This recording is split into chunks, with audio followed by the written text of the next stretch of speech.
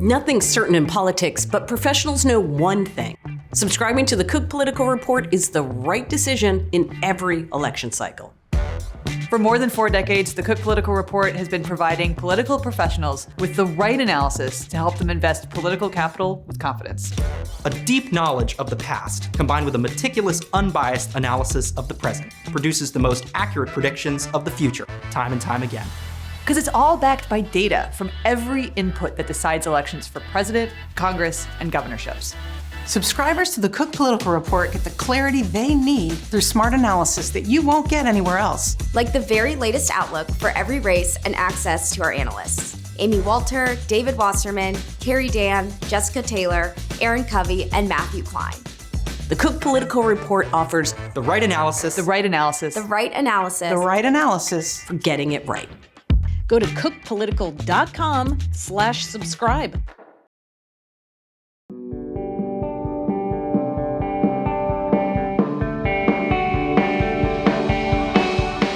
Hello and welcome to The Odd Years. I'm Amy Walter.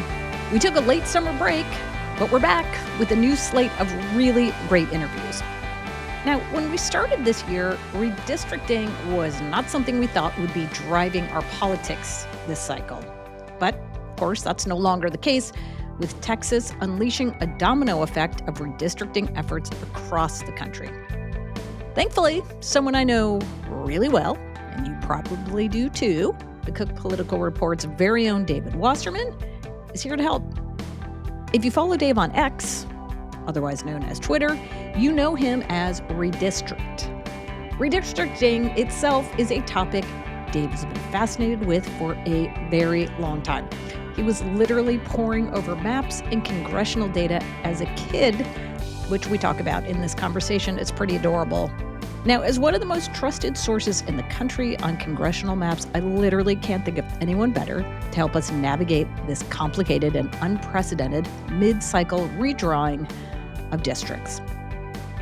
We recorded this conversation on Thursday, September 11th. Hey, Dave. Great to see you. Hey, Amy. So before we get into sort of the current back and forth over this unprecedented redistricting that we're seeing across the country, I want to talk about you for a minute. You're, I would say, and I think a lot of people would agree with me, preeminent expert on this subject of redistricting. So can we have a little backstory? Like, how did David Wasserman get interested in this? I mean, you do have a Twitter handle that is at Redistrict. Yeah, which isn't getting as much use as it once did. X has changed a little bit. Yeah. But I actually fell in love with maps before I fell in love with politics. I remember in kindergarten and first grade being fascinated with, where roads went. And I started studying street atlases. And then I, studied, world geography. And by sixth grade, I was really gung-ho about the geography bee. Did you ever participate in a geography bee, Dave? Oh yeah, I was the 3-year Montgomery High School geography bee champion. Fantastic. Although I wasn't smart enough to get to the nationals, but at least I was able to merge that passion with politics when that kind of came online in sixth grade, and I started watching C-SPAN because I think for a couple of weeks there was a glitch in our cable TV system and we only got 2 channels. We got QVC and C-SPAN. And so I got really bored of QVC. I switched over and I started writing down the names and states and districts of everyone I would see speaking on the floor of the House. I've always been a compulsive list maker. So I was curious, where do these people come from? How do they get elected? I started going to the library and I discovered this book called The Almanac of American Politics. And I couldn't check it out because it was a reference book, but I could sit there in the reference section and read it. And I was looking at these congressional district maps and wondering, how did these districts get their shape? So that ignited the love affair that I've carried with me to this day. And when you were doing all of this, Dave, I don't want to age you too much, but this is before the era of Google.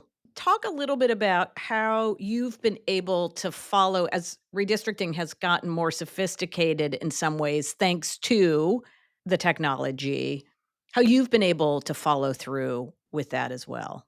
You know, the evolution of redistricting technology is pretty staggering because I remember in 2001 maybe reaching out to a one of the software purveyors for the tools that a lot of map makers who do this professionally use in order to draw district lines. And I remember getting kind of like a sample program that had half the functionality. And by 2005, I was able to use that to help with a thesis that I wrote in college on gerrymandering. And yet it was painstaking.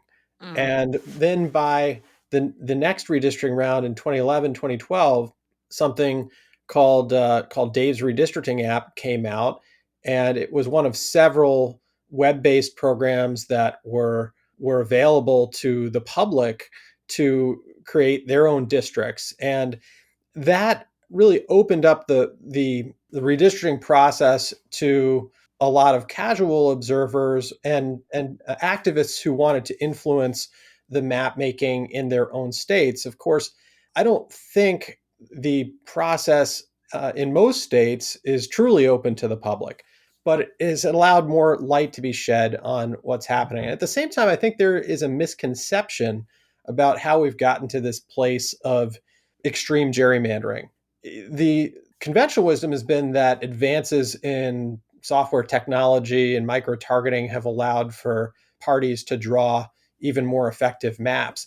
In reality, when I talk to some of the graybeards who have been involved in redistricting since the 70s or 80s, the technology has gotten faster, but it hasn't really changed the map maker's ability to draw districts with precision. If you go back and look at some of the districts from the early 90s, they were were ink blots. They were much more crazily configured, Sort of grotesquely drawn. right, Yeah. than many of the districts that exist now. It just took longer to construct. I think what's really changed in the time since that has allowed for more effective maps is the pre-sorting of the American electorate into like-minded places, which has made it much easier to parcel voters into heavily red, heavily blue districts. If you were to imagine a state where every precinct was 50-50, it would be impossible to draw a map that gave either party an advantage. But now that we have a lot of precincts that are 70-30 or 80-20, it's much easier for map makers to pack and crack the other side's voters. Such an important point, because the idea that folks are drawing these lines in a more sophisticated way takes away from the fact that 20, 30, 40 years ago, it's not that the lines were unpredictable, it's that voters were a little more unpredictable, that they could be supporting a Democratic candidate, a Republican candidate, more freely than they are now. Well, let's switch gears and talk about where we are now. And let's just start at a 30,000-foot view, Dave, and kind of lay the groundwork. How many states are involved in this? And how many do you think will be ultimately successful? It could be up to a dozen that reconsider maps, but at the end of the day, I'd be surprised if more than a half dozen maps change by the 2026 midterms. Now, this is unprecedented in several ways. The first is whereas in previous mid-decade redraws, we saw states replace court-drawn maps with legislative and more partisan maps. For example, Texas in 2004. We saw New York Democrats enact a new map in 2024. This time around, we're seeing states consider replacing existing gerrymanders with even more aggressive gerrymanders. And that is true in Texas. It could be true in Maryland and Florida. And we're seeing states consider setting aside independent commissions or processes that have been approved by voters in favor of more partisan and retaliatory maps, California being the prime example of that. The other way that this is different is that we're seeing all these states consider doing this at once. It's a free for all. It has the potential to be a gerrymandering apocalypse that we've all feared, for quite some time, where every party's just trying to maximize their gains to the point where it would seem like we're on the verge of extinction of red state Democrats and blue state Republicans. But realistically, I think that the two biggest variables here are California and Florida. So let's talk about that for a minute. California, in some ways, this is a much riskier proposition because this is not just a legislative process. This is putting up a vote of the California public, basically a pause on the Independent Redistricting Commission, allowing for a very partisan gerrymander up until 2030, when the Independent Commission would go back into service. Dave, based on what you know right now, how likely is it that California voters pass this? I think it's more likely than not. Yeah. And Democrats will move heaven and earth to try and approve this by framing it as a way to preserve democracy by retaliating against what Trump has pressured Republicans in Texas and other states to do. At the same time, there is a robust opposition campaign that is reminding voters that they themselves passed this commission by a 61-39 margin back in 2010.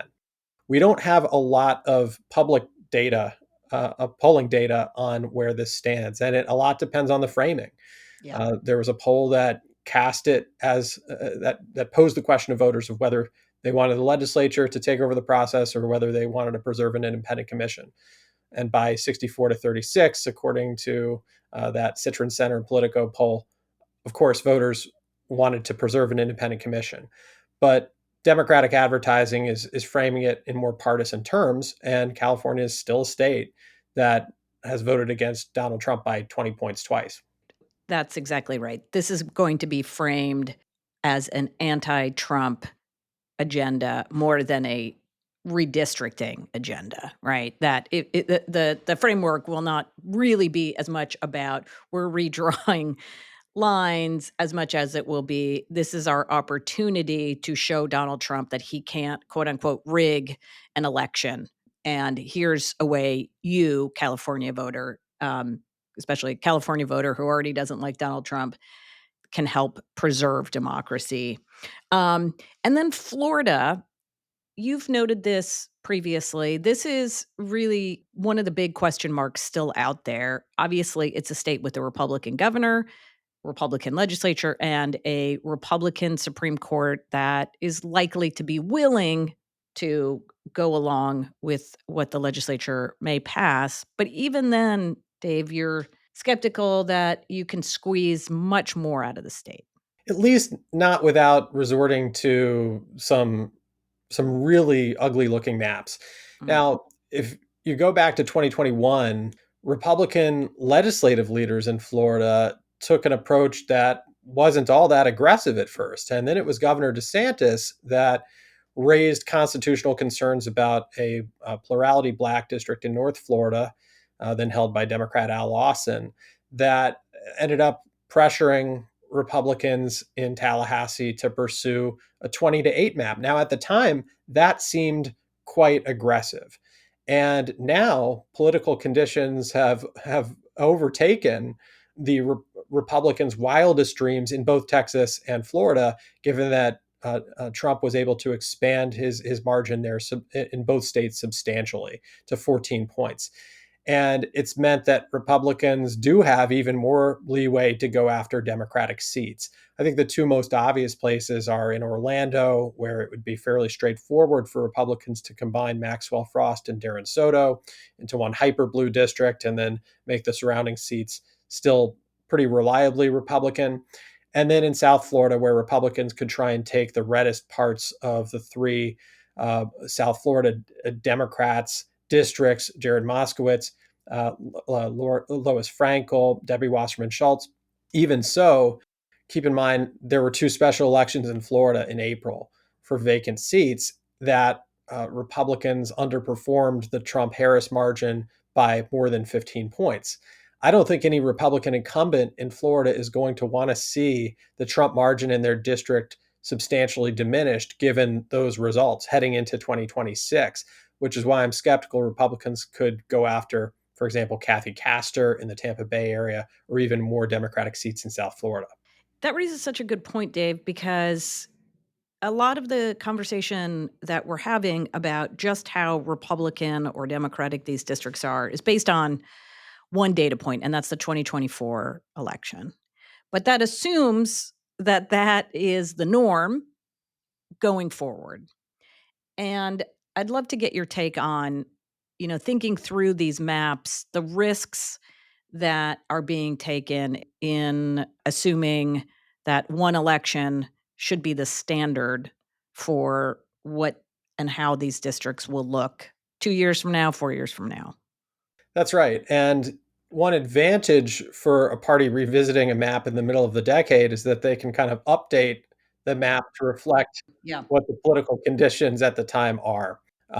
Texas Republicans would have been much more aggressive in 2021 had they known that the state would shift right in 2024. But hindsight is always 2020. And in Ohio, where voters approved a constitutional amendment to place limits on gerrymandering, one of the provisions that Republicans wanted included when it went to voters in 2018 was that if a map didn't pass with bipartisan support, it was only valid for 4 years. At the time, that it seemed to at least the media in the state like some kind of penalty. In reality, Republicans were well aware that there wasn't going to be broad bipartisan agreement on how to draw congressional or legislative maps. And as a result, it would give them the opportunity to revisit the map 4 years down the road. One of the things Republicans in Ohio did was they successfully added party labels to state Supreme Court races. And whereas in past decades, Democrats were able to win state Supreme Court seats because party labels were not on the ballot. Now that there's much more straight ticket voting and Ohio has become such a pro-Trump state, Republicans are routinely winning those judicial elections. And as a result, the Ohio Supreme Court has veered right. It has been less likely to police partisan gerrymandering. And so Republicans are emboldened to go after seats held by Marcy Kaptur and Amelia Sykes. A quick break, and we'll be back with Dave Wasserman.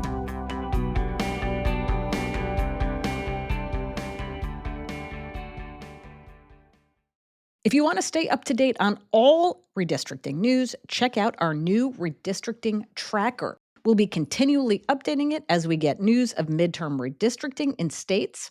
The CPR Redistricting tracker is only available to Cook Political Report subscribers, so consider subscribing today. Go to cookpolitical.com/subscribe. Listeners can use the discount code ODD10, that's ODD, the number 10, to save 10% on any subscription. The offer is available only to new subscribers.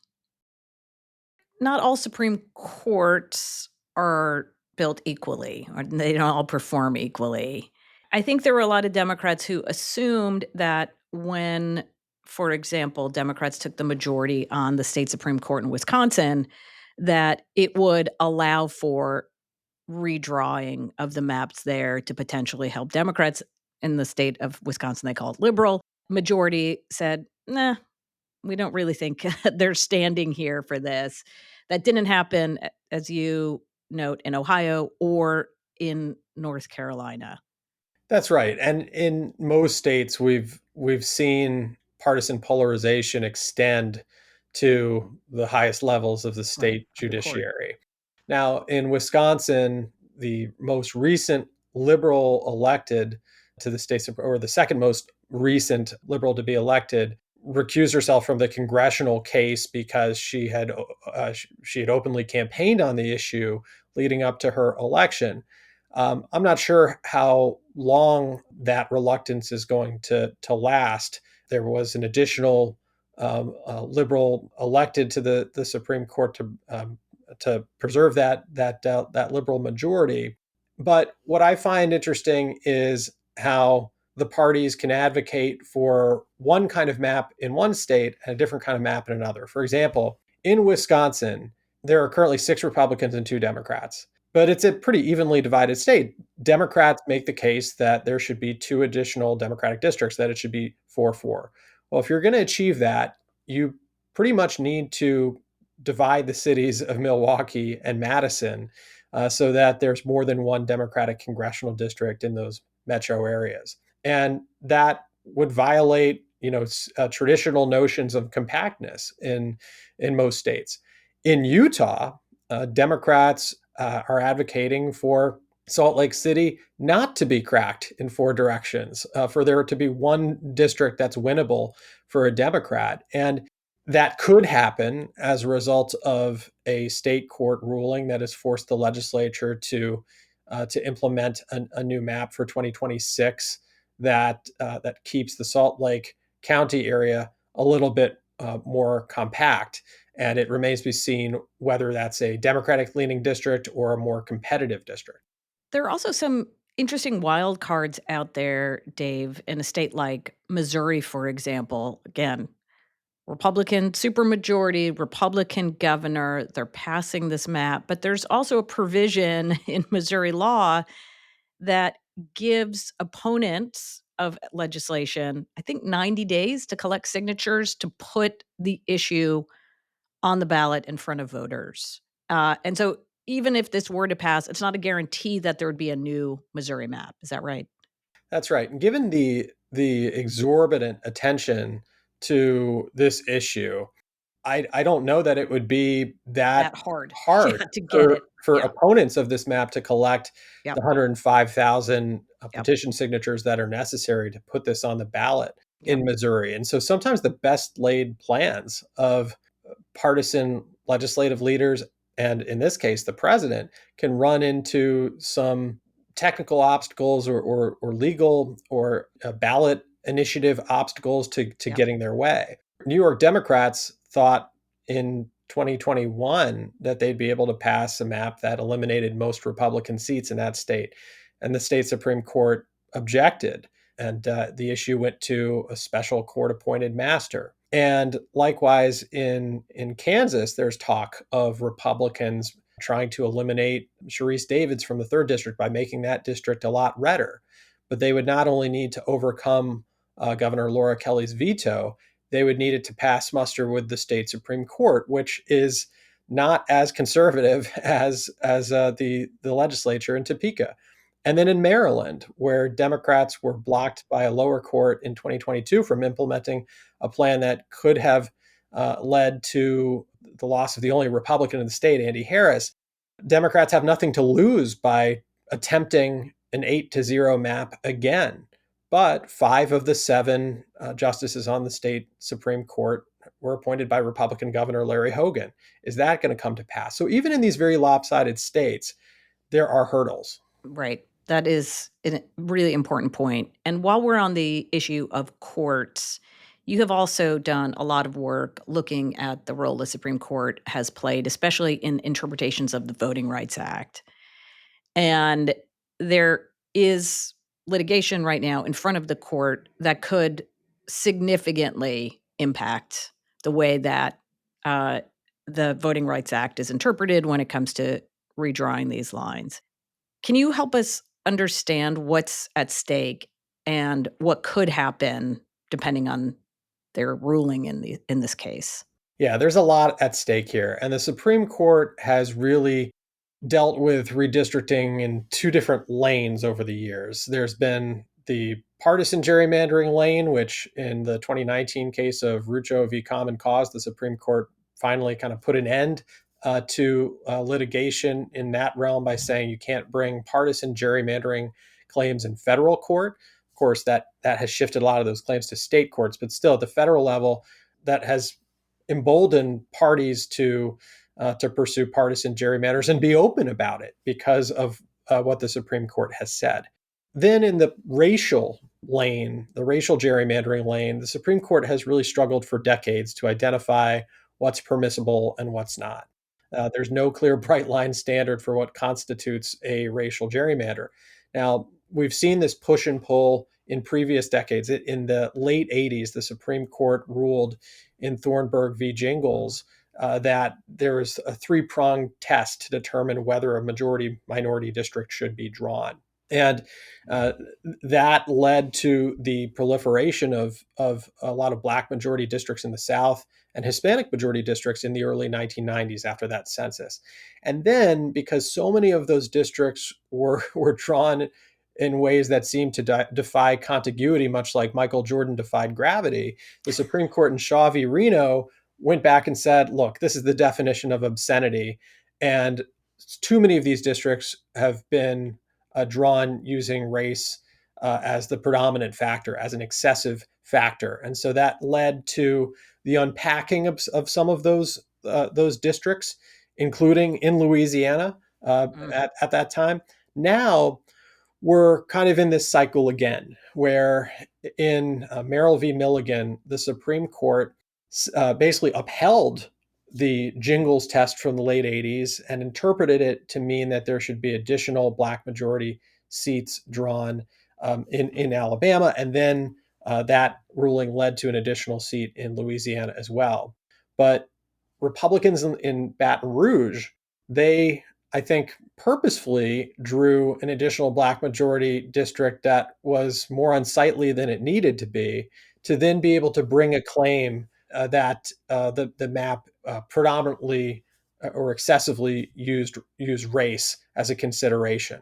I wouldn't be surprised if the Supreme Court strikes down the Louisiana map, which would lead to perhaps the restoration of an additional Republican seat for 2026.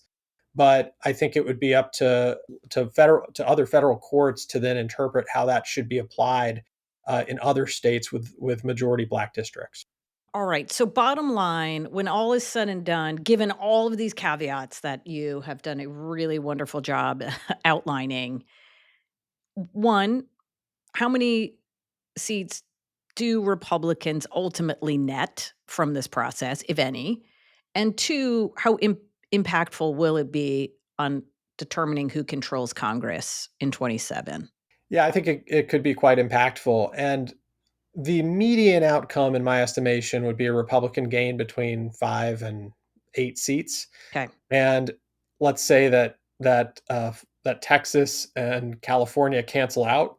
Republicans could squeeze an additional seat out of Missouri, Indiana, perhaps 2 additional seats out of Florida. And then it really comes down to, can Democrats offset some of that in other places? Does Utah result in an additional Democratic opportunity? Does Maryland? And then, there are other states that are at a lower likelihood of redrawing. And once you factor in Ohio into that calculation, Right. that's how I get to 5 to 8. But let's say that California voters narrowly reject the ballot initiative, then that could send Republican gains into somewhere in the 8 to 12 range. And that's what that higher end of the range is really what would give me a lot of pause about calling Democrats the favorites in the House in 2026. Yep. It would really require Democrats to venture deeper into the lean and likely columns in our ratings. And keep in mind that even though about a third of House districts could change, 2/3 of congressional districts aren't going to change shapes in advance of 2026. We're still going to have plenty of competitive seats in Arizona, in Michigan, in Pennsylvania. These are the types of places that are going to decide the House outcome. And I think there are a bunch of districts that are not really visible in the battleground at the moment, that we could see some polling in early 2026 that surprises us and forces us to shift those ratings, depending on how Trump's approval rating is faring, and especially once we know the results of this November's elections. Yeah, and what the economy is doing. I mean, Dave, you made an analogy the other day that is a very good one. If you think about,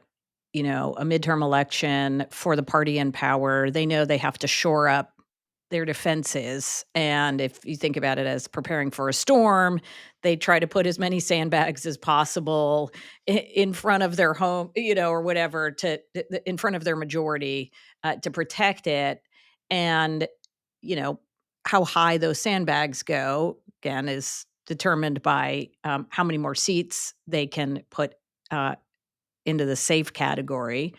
Some of the sandbags, too, could be, look, we're protecting our majority because, the president got more popular, or the economy is actually in better shape, or there's another issue that changed the political landscape that we weren't talking about at this point, as we're talking today, much like the Dobbs decision impacted what the political environment looked like. So I'm with you that, the political environment is the political environment, and that has the biggest impact because if things are going very poorly for the president and Republicans in 2026, yes, having a cushion, having to defend, having a majority of 9 seats, let's say, instead of just 3 is helpful, but it doesn't make a New Jersey district or a Michigan district or an Arizona district safer for Republicans, right? They're still going to have to win those swing seats, even as they get the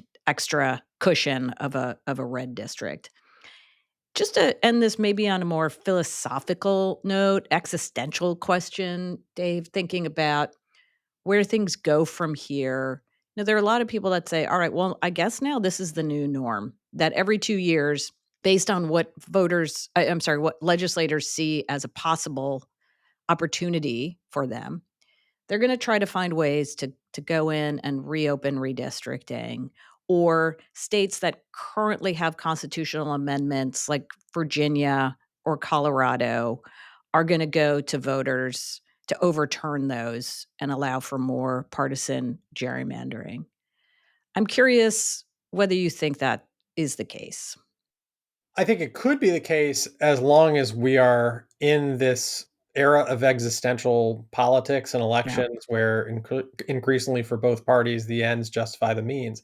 But I have to imagine that we reach a point of exhaustion where legislators, both in Congress and in state capitals, ask themselves, what am I doing here if the only thing that we're really contemplating in these special sessions is how our district lines are going to be drawn? I mean, it almost becomes this meta level of absurdity.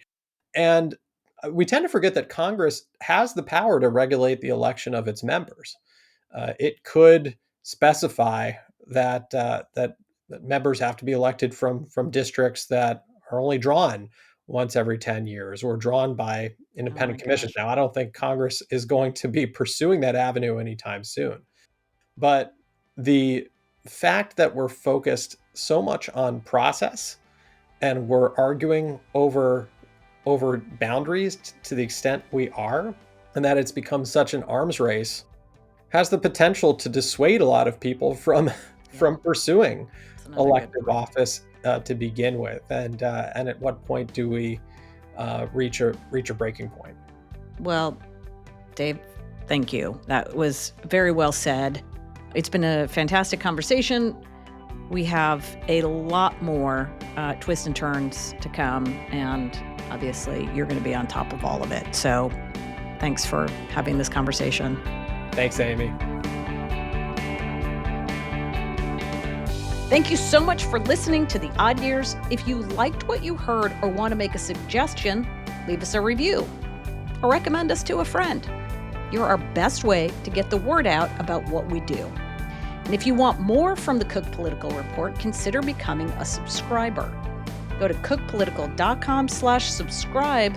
Listeners can use the discount code ODD10, that's ODD, the number 10, to save 10% on any subscription. This offer is available only to new subscribers. The Odd Years is brought to you by the Cook Political Report and is produced by Becca Kaufman.